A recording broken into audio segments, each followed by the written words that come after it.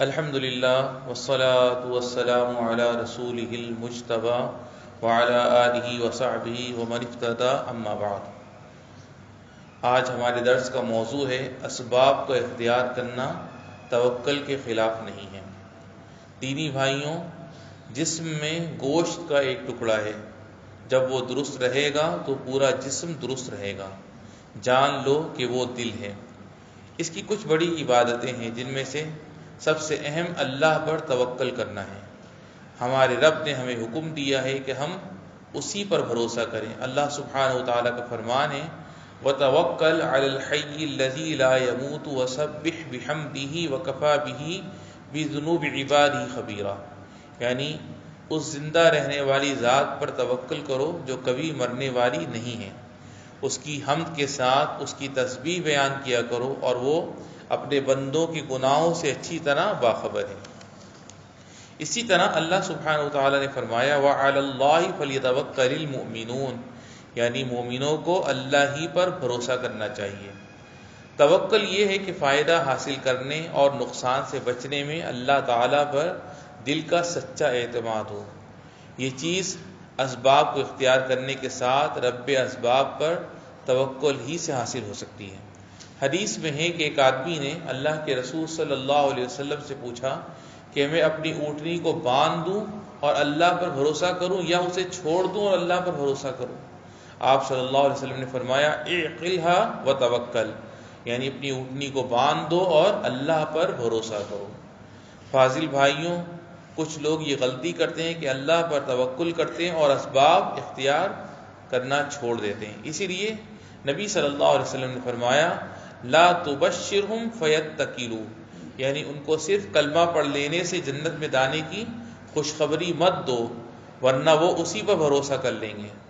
تو اللہ کے رسول صلی اللہ علیہ وسلم نے لوگوں کے بارے میں اسباب کو نظر انداز کر دینے کا خطرہ محسوس کیا۔ یہ کھلی ہوئی بات ہے کہ توکل کرنے اور اسباب اختیار کرنے میں کوئی تضاد نہیں ہے۔ ابن حجر نے کہا ہے توکل دل کا عمل ہے اور اسباب بدن کے اعمال ہیں۔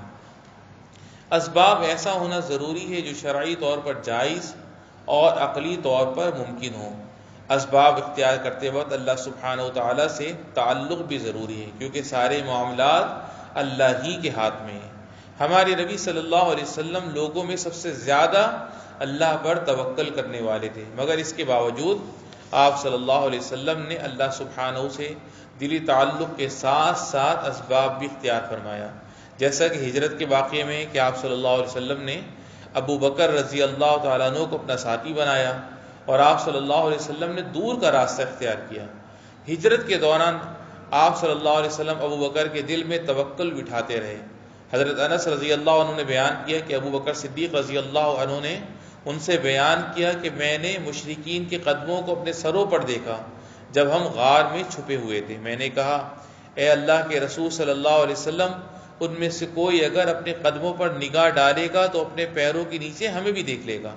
اللہ کے رسول صلی اللہ علیہ وسلم نے فرمایا یا ابا بکر ما ظنک باثنین اللہم ثالثہما، یعنی اے ابو بکر تمہارا کیا خیال ہے ان دو آدمیوں کے بارے میں جن کا تیسرا اللہ ہے؟ ایسا اس لیے تھا کہ ان دونوں نے ظاہری اسباب اختیار کیے تھے، پھر اللہ پر اعتماد کرنا اور معاملات اس کے حوالے کر دینا ضروری تھا۔ بھائیوں، اسباب اختیار کرنے کے ساتھ اللہ پر توکل کرنا انبیاء اور صالحین کی عادت تھی۔ یہ وہ چیز ہے جس سے مدد، بہادری اور شیطان سے حفاظت نصیب ہوتی ہے اور رحمان کی محبت ملتی ہے۔ اللہ سبحانہ وتعالی نے فرمایا انہ لیس لہ سلطان علی الذین آمنوا وعلی ربہم یتوکلون، یعنی اللہ پر ایمان لانے والوں اور اپنے رب پر بھروسہ کرنے والوں پر اس شیطان کا زور نہیں چل سکتا۔ حضرت یعقوب علیہ السلام کے قصے پر غور کیجئے کہ کس طرح اللہ عز و جل پر ان کا توکل تھا۔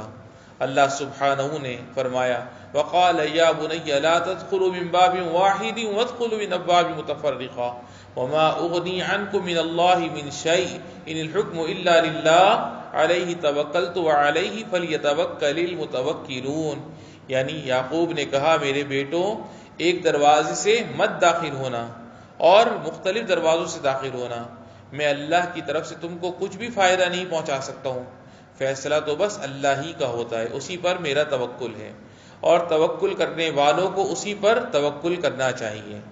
ابن کثیر رحمہ اللہ نے کہا ہے کہ یعقوب علیہ السلام نے اپنے بیٹوں پر نظر بد کا خطرہ محسوس کیا، کیونکہ وہ خوبصورت اور اچھی حالت والے تھے، اس لیے وہ ڈرے کہ لوگ انہیں نظر نہ لگا دیں، کیونکہ نظر بد برحق ہے۔ جو شخص سعادت چاہتا ہو اسے انبیاء علیہ السلام کی پیروی کرنی چاہیے، جو اسباب اختیار کرنے کے ساتھ ساتھ اللہ پر توکل بھی کرتے تھے۔ اللہ سے ہماری دعا ہے کہ ہمیں ان کے راستے پر چلائے اور ہمیں اس چیز کی توفیق عطا فرما جس کو وہ پسند کرتا ہے اور جس سے وہ خوش ہوتا ہے۔ وصلی اللہ وسلم علی نبینا محمد وعلی آلہ وصحبہ اجمعین۔